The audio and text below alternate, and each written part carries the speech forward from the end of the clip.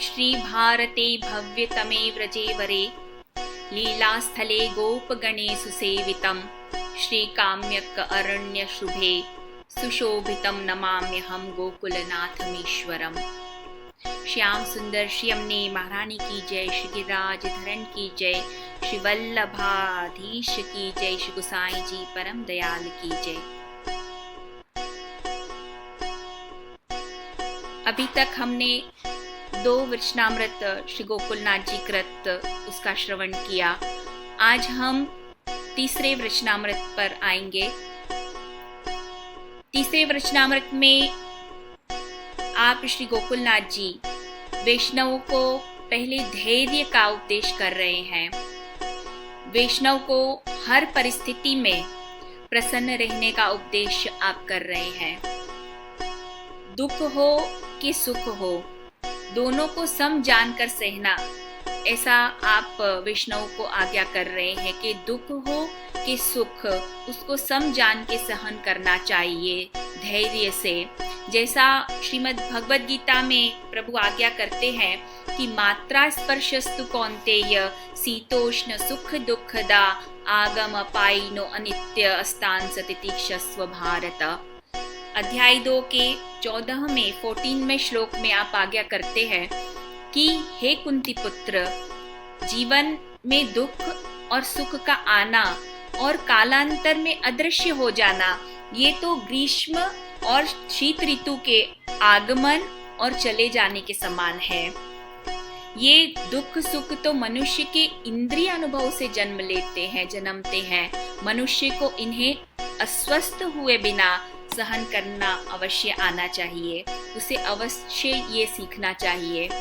इसका सुंदर उदाहरण देते हैं कि जैसे शास्त्र अनुसार शास्त्र पालन करने वाले व्यक्ति, धार्मिक कोई व्यक्ति, कोई मनुष्य शीतकाल, जिसमें भी माघ मास, जिसमें शीत अपने तीक्ष्ण रूप में होती है, चरम सीमा पर होती है, फिर भी तथापि उसकी परवाह न कर सुबह जल्दी स्नान करना, वो व्यक्ति जो शास्त्र का पालन करने वाला है वो छोड़ता नहीं है, वो स्नान करने में हिचकिचाता नहीं है। उसी प्रकार से जैसे जून जुलाई में कितनी भी ग्रीष्म हो, गृहिणियां जो है वो रसोई में जाने से आनाकानी नहीं करती हैं, तो हवामान की प्रतिकूलता में भी उसके अनुसार मनुष्य को उसका कार्य सर्व करते रहना होता है।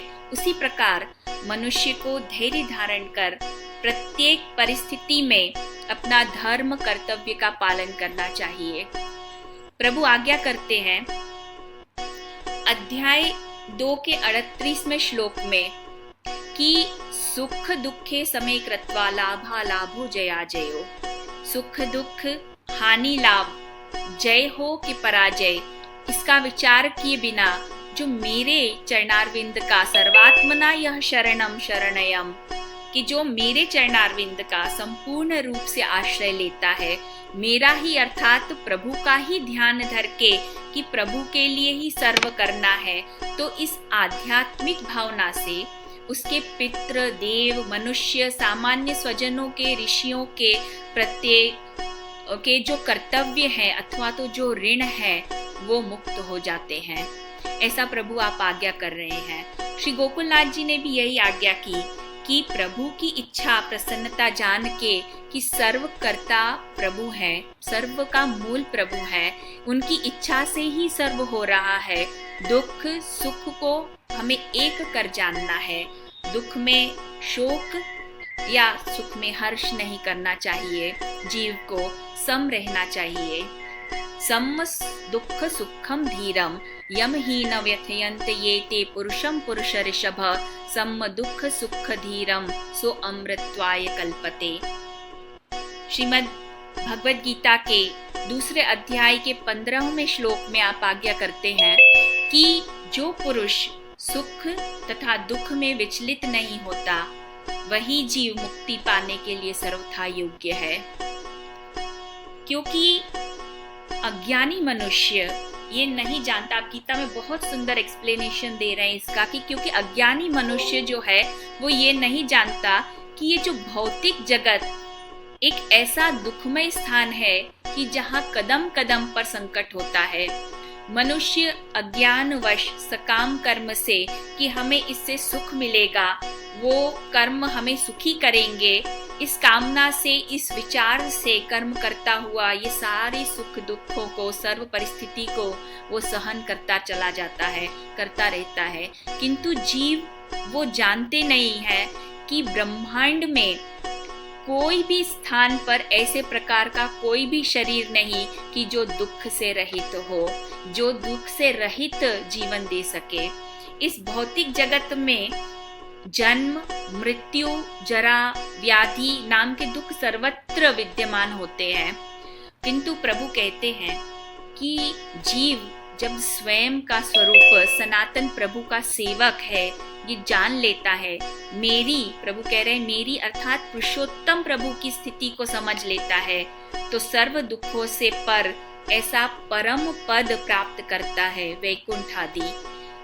जैसा श्रीमद् भागवत के चतुर्थ स्कंद में कहा कि स्वप्ने यथा पुरुषस्त विनाशे, यहाँ भागवत के चतुर्थ स्कंद में कह रहे हैं कि स्वप्न अवस्था में तरह तरह के जीव को पदार्थ देखने मिलते हैं, तो वो देखने पर भी जब वो जागृत होता है, जागने पर उनमें से कोई चीज उसे दिखाई नहीं देती। उसी प्रकार बाहर दिखाई देने वाले ये घटपट आदि वस्तुएं, पदार्थ और भीतर जो हमको अनुभव हो रहे हैं ये सुख दुख को जो शरणस्थ जीव है वो नहीं देखता, क्योंकि यही पदार्थ वो पदार्थ हैं जो पहले अज्ञान के कारण परमात्मा और जीवात्मा के बीच रहकर भेद कर रहे थे। किस प्रकार, तो यहाँ समझा रहे हैं, जिस प्रकार बाह्य जगत में देखो जो ये दर्पण होता है, जल होता है, इनके कारण, इन निमित्तों के कारण ये मौजूद हैं, इसके कारण जीव को इनके रहने पर अपने बिंब और प्रतिबिंब का भेद दिखाई देता है।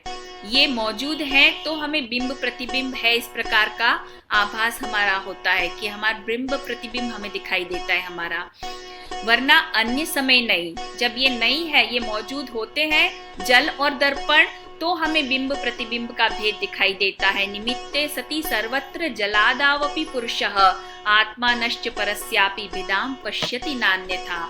यहाँ भागवत के चतुर्थ स्कंद के 22वें अध्याय में आप कह रहे हैं कि जिस प्रकार से जल और दर्पण हमारे सन्मुख हैं तो हमें हमारा बिंब प्रतिबिंब का बोध होता है, तो उसी प्रकार से ये सुख दुख घटपट आदि जो पदार्थ हैं वो भी जीवात्मा और परमात्मा के बीच इसी प्रकार से भेद उत्पन्न करते रहते हैं अज्ञान के कारण।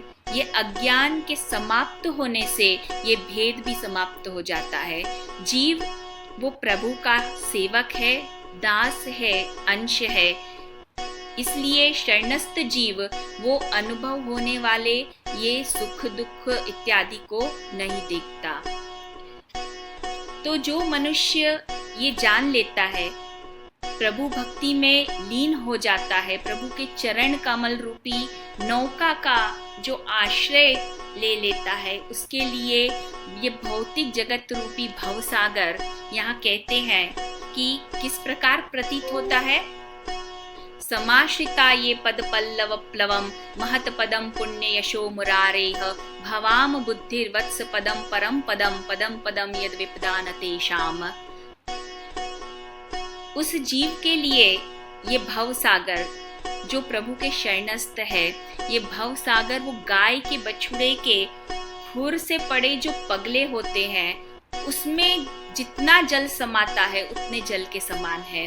देखो जब गाय का बछड़ा चलता है तो उसके खुर अर्थात पैर से जो गड्ढा बनता है पृथ्वी में, जमीन में, तो उसमें कितना जल समाता होगा, तो केवल उतने ही जल के समान है ये भवसागर उस शरणस्थ भक्त के लिए, जीव के लिए केवल उतने ही जल के समान है। तो ये जो धीर पुरुष है, यहाँ कहते हैं गीता में कि दुखेष्वनुद्विग्न मनाः सुखेषु विगत स्पृह वितराग भय क्रोध स्थिति धीर मुनिरुच्यते। दूसरे अध्याय के 56वें श्लोक में आप आज्ञा कर रहे हैं प्रभु कि जो मनुष्य त्रिविध संतापों में भी विचलित नहीं होता, सुख में सुख पाकर प्रसन्न नहीं होता, जो आसक्ति, भय तथा क्रोध से मुक्त है, वह स्थिर मन वाला मुनि कहलाता है और वही वैकुंठ धाम का, परम धाम का अधिकारी होता है। देखो यहाँ मुनि की व्याख्या कर रहे हैं। मुनि से क्या तात्पर्य है कि जिसके लिए, जिस भक्त के लिए श्री कृष्ण ही, प्रभु ही, वसुदेव ही सर्वे सर्वा है, वही मुनि है। वसुदेवः सर्वम इति स महात्मा सुदुर्लभः। इस स्थिति में जो है, जो मनुष्य, जो भक्त, वह स्थिर मन वाला मुनि कहलाता है।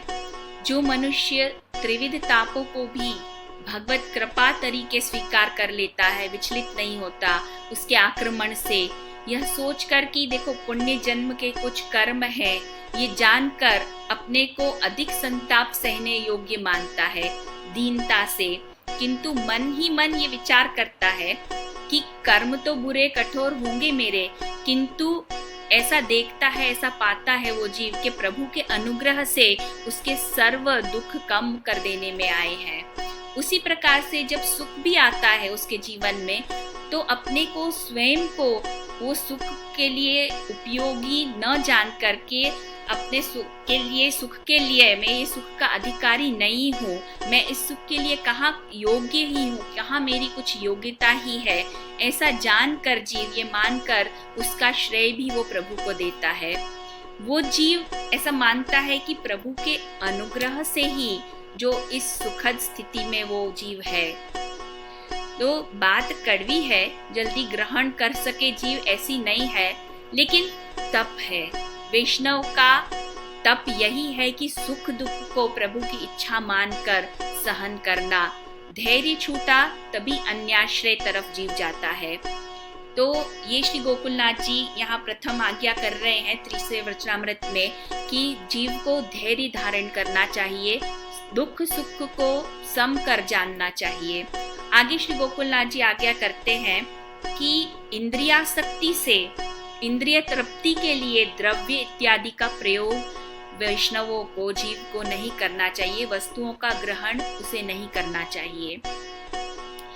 यह आसक्ति कहलाती है। द्रव्य इत्यादि को अपने उपयोग हेतु लेने में, इंद्रिया तृप्ति के लिए आसक्ति से उपयोग में लेने में द्रव्य को, जीव को संकोच करना चाहिए। लौकिक वैदिक में द्रव्य हमें लेना पड़ता है, व्यवहार चलाना पड़ता है, तो उसमें सर्व प्रभु का ही है ये जानकर उनकी आज्ञा लेकर उपयोग करें। हमें प्रभु के, हमें ये लौकिक वैदिक तो चलाना ही है, तो हम किस प्रकार चलाएंगे जब हम द्रव्य को हाथ ही नहीं लगा सकते। हम ये कह रहे हैं यहाँ, ये देखो यहाँ क्या कह रहे हैं कि जीव को द्रव्य अपने इंद्रियासक्ति के लिए उपयोग में नहीं लेना है। तो अगर हम इसको समझ ले अच्छे से कि भाई ये क्या कह रहे हैं कि लौकिक वैदिक में द्रव्य हमें लेना पड़ता है, तो किस प्रकार से लेंगे, तो प्रभु को समर्पण कर दिया है। जब द्रव्य का भी समर्पण है तो आज्ञा लेकर प्रभु की कि हमें इस कार्य के लिए हमें द्रव्य का उपयोग करना है, तो प्रभु से आज्ञा मांगकर इसका उपयोग करें, जिससे समर्पण का हमारा भाव बना रहे। विषयासक्ति का अभाव वही विरक्ति है। विषयासक्ति वही, उसका अभाव जब हमारे जीवन में होगा विषयासक्ति का, तो वही विरक्ति कहलाती है। एक मुख्य बात यहाँ समझो कि ये आसक्ति और विरक्ति जीव को होगी ही नहीं जब यदि सर्व समर्पित होगा। जब प्रभु को सर्व समर्पित किया तो जीव में ये आसक्ति और विरक्ति की धारणा आएगी ही नहीं सर्व समर्पण से, क्योंकि उसका जीवन तो प्रभु की सेवा में समर्पित हुआ ही है। तो ये बात आप यहाँ समझा रहे हैं श्री गोकुलनाथ जी कि द्रव्य है तो उसका उपयोग अपने भोगों के लिए नहीं, अपितु प्रभु सेवा, प्रभु के तत्सुख का विचार कर प्रभु के अर्थ निमित्त सब अपने सत्कार्यों में, गुरु सेवा में करना है। देखो यहाँ जो कुछ कहा जा रहा है उसका सही अर्थ समझ लो कि आप सोचे कि हमारे भोग में हमें खर्च नहीं करना, तो क्या अच्छा मकान, अच्छे कपड़े, सामान न लें, उसका उपयोग न करें, उसमें व्यय न करें, ऐसा नहीं है। आप सर्व कुछ कर सकते हो और करना भी चाहिए। ऐसा ये सोच कर कि हमें तो अपने ऊपर कुछ करना ही नहीं है द्रव्य खर्च, तो जीर्ण शीर्ण झरझरित गंदे पुराने घर में जीते रहो, फटे पुराने वस्त्र पहरो या रूखा सूखा कालो, कोई एंटरटेनमेंट न करो, ये सब यहाँ नहीं कह रहे हैं। इस प्रकार से गलत समझकर शास्त्रों को हमें नहीं चलना है, व्यवहार हमें नहीं करना है उस प्रकार से। किंतु किस प्रकार से हमें व्यवहार करना है, जीना है, ये जान ले तो अज्ञानता नहीं रहेगी, लाइफ इजी हो जाएगी हमारी समर्पण की। तो किस प्रकार से हमें जीना है समर्पण पूर्वक, कि आप जो भी करो केवल प्रभु का विचार उसमें करो। सिर्फ इतना ही करना है आपको कि आप जो भी कर रहे हो उसमें केवल अपने प्रभु का विचार कर लो। यदि आप घर में साज सज्जा करते हो, नए गार्डन, सोफा, डेकोरेशन, घर में जो भी कुछ नया आप लाते हो या डेकोरेशन करते हो, तो आपके भीतर अंदर ये विचार आना चाहिए कि मेरे घर में मेरे प्रभु विराजमान हैं। आपके लिए, प्रभु के लिए ये सब घर को मुझे सुंदर सजाना है। जब प्रभु घर में विचरण करे, हमारे यहाँ प्रभु घर में, तो प्रभु को आनंद आए, तो प्रभु को आनंद प्राप्त हो। आपको उसमें अपने उपयोग, अपनी आसक्ति का भाव नहीं रख के केवल प्रभु का ध्यान करना है, प्रभु का विचार करना है, बस सब समर्पित हो गया। उसी प्रकार जब आप नए कपड़े पहनो या जूते पहनो, गहने पहनो, क्योंकि जो सीधी हम साक्षात प्रभु को समर्पित नहीं कर सकते हैं, तो परोक्ष रूप से उसका समर्पण हम करते हैं। कि जैसे आपने नए जूते पहने, नए गहने पहने, कपड़े पहने, जो भी वस्तु है उनको मन से प्रभु को आपको निवेदन कर देना है, तो वो भी समर्पित हो जाएंगे। जब आप नए वस्त्र पहनो, गहने पहनो, जूते, नए जूते पहनो, अच्छा परफ्यूम लगाओ, तो अपने आप में आप जैसा आनंद महसूस करते हो, ऐसा विचार करो कि मेरे प्रभु को भी देखो इसमें आनंद आ रहा होगा, कि प्रभु भी आनंदित हो रहे होंगे। जैसा हमारे नित्य लीला में भी आता है कि प्रात समय उठ के ब्रजबाला, गावत मंगल गीत रसाला, कर सिंगार मथनिया दोहे, अपनो अपनो दयो विलोवे। यहाँ क्या कह रहे हैं कि गोपीजन भी प्रात समय कैसा बताया है कि सुंदर साज सज्जा कर श्रृंगार मथनिया दोहे, कि अपने ग्रह कार्य करती है, नंद भवन में जाती है। कैसे जा रही है? साज श्रृंगार करके, कर श्रृंगार मथनिया दोहे। तो ताकि क्यों इस तरह से जा रही है? ताकि प्रभु की जब उन पर दृष्टि पड़े तो प्रभु को सुख हो, आनंद हो। उसमें भी प्रभु के तत् सुख का विचार है। प्रभु जब जागे तो प्रभु को आनंद हो, प्रभु आनंदित हो। तो प्रभु भी हमें देखकर प्रसन्न होते हैं, क्योंकि प्रभु अपने घर में, अपने परिवार में एक सदस्य की ही भांति विराजमान है। तो आप आनंद करो और प्रभु को भी कराओ। मनोरंजन भी आवश्यक है मन को स्वस्थ रखने के लिए। जैसे कोई आप कहीं बाहर गए घूमने के लिए, गार्डन में गए, अन्य स्थान में गए, उद्यान में, कहीं भी, तो वहाँ आप प्रभु का ध्यान करो भाव से कि प्रभु को यहाँ कितना आनंद आता है। यदि प्रभु यहाँ पधारते साथ में तो प्रभु को ये कितना अच्छा लगता। आप प्रभु को भावना से मन में पधरा कर आप उनकी भावना करो और प्रभु को आनंद प्रदान करो। तो देखो, प्रभु हमारे उत्तम भोक्ता हैं। तो इस प्रकार से सर्व में प्रभु का ही ध्यान भाव रखकर समर्पित जीवन हम आनंद से जी सकते हैं। तो यही बात यहाँ आप श्री गोकुलनाथ जी ने समझाई है कि लौकिक वैदिक में यदि आपको द्रव्य इत्यादि लेना पड़ता है, लेना पड़े तो प्रभु आज्ञा से, प्रभु के सुखार्थ उसका उपयोग करना है। इंद्रिया तृप्ति, इंद्रिया आसक्ति हेतु नहीं, ये संकोच रखकर। आगे तीसरे ही प्रश्नामृत में आप आज्ञा करते हैं कि देह को अनित्य जाननी, किसी का बुरा न हो, ऐसे वैष्णवों से दीनता प्रीति राखनी। यहाँ आप श्री गोकुलनाथ जी आज्ञा कर रहे हैं, वैष्णवों के पास जाओ तो मान छोड़कर, अहम छोड़कर जाओ। क्योंकि श्रीमद् भगवद गीता में भी प्रभु आज्ञा करते हैं कि अतः अहम रिपु ज्ञान असी कर निर्मूल सुजान, कि जीव ने स्वयं को ये मैं के अहंकार से बांध रखा है, अतः वो स्वयं ही इसका विच्छेदन कर सकता है, इसे काट सकता है। तो आप श्री यहाँ यही आज्ञा कर रहे हैं कि जब वैष्णव के पास जाओ, भगवदियों से मिलो, तो अहं मान को, अपने मान को छोड़कर मिलो, क्योंकि यदि मन में संकोच मद मान रहेगा तो भगवत धर्म जो है हमारा वो नहीं बढ़ेगा। ये निवृत्त होंगे तो ही ज्ञान और प्रीति बढ़ेगी। इसलिए आप आज्ञा करते हैं श्री गोकुलनाथ जी कि मन में देह की अनित्यता का भाव रख के, कि जिसमें जीव को अहंकार न हो, ऐसा कि हमारा जो देह है, जीव का जो देह है वो अनित्य है, ऐसा भाव मन में रखो। यहाँ श्री गोकुलनाथ जी कह रहे हैं, जिससे क्या होगा कि जीव को मद अहंकार नहीं होगा। अपनी देह की अनित्यता जो उसे ध्यान में रहेगी तो उससे उसके अंदर मद अहंग जैसे भाव नहीं आएंगे। इसी को अष्टावक्र गीता में भी समझाया है कि कूटस्थ बोध मद्वैत मात्मानं परिभावयः आभासो अहम ब्रह्म मुक्ता भाव बाह्य मथांतरम। यह कह रहे हैं कि यह देह, मन, बुद्धि, अहंकार, ममकार भ्रम है, अनित्य है। आत्मा ही नित्य है। जीव और परमात्मा, जीवात्मा और परमात्मा अद्वैत है। तो निसंकोच होकर भगवत भाव रख मन में वैष्णवों को भगवत स्मरण करें, प्रीति दीनता पूर्वक, जिससे भगवत भाव में हमारी वृद्धि हो, हमारा भगवत भाव बढ़े। क्योंकि भगवदियों से जब आप मिलोगे, भगवदियों से जब आप मिलते हैं तो आपको क्या प्राप्त होता है, आप क्या प्राप्त करेंगे उनसे मिलकर। तो जैसा यहाँ वल्लभ साखी में कहा है कि हरि बड़े हरिजन बड़े, बड़े हरि के दास, हरिजन सो हरि पावही, जो है इनके पास श्री वल्लभ, जो है इनके पास। तो इनसो हमें क्या प्राप्त होवेगो, तो यहाँ कह रहे हैं जो है इनके पास। क्या है इनके पास? भगवत भाव और भगवत धर्म। तो यहाँ आपका तीसरा ये वचनामृत पूर्ण होता है।